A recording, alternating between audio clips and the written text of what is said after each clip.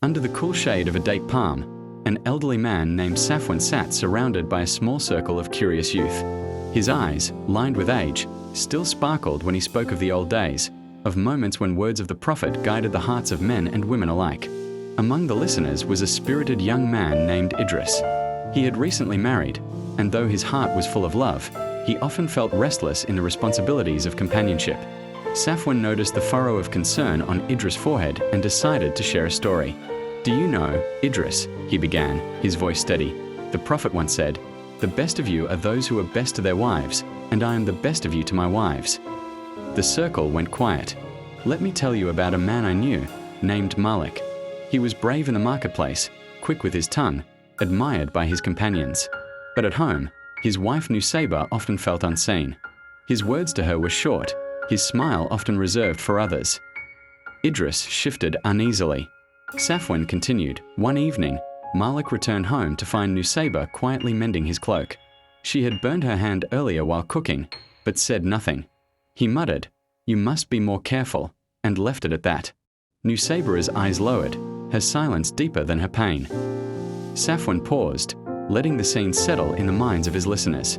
The next morning, Malik went to the masjid. There, he heard the Prophet addressing the people. His voice was gentle, yet firm. "The best of you are those who are best to their wives, and I am the best of you to my wives." Malik felt the words strike him like a sudden breeze on a hot day. He thought of Nusayba, her quiet strength, her unspoken sacrifices. He returned home with a heart trembling. That evening, when he entered the house, he found her grinding grain. Her hands, reddened and tired, moved with rhythm.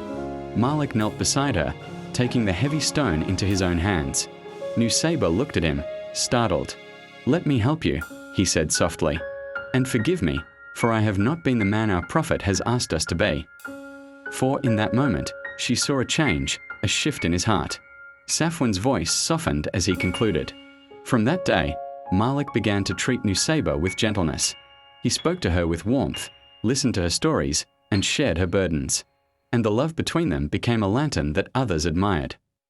The young men sat still, moved by the tale. Idris especially felt the weight of it.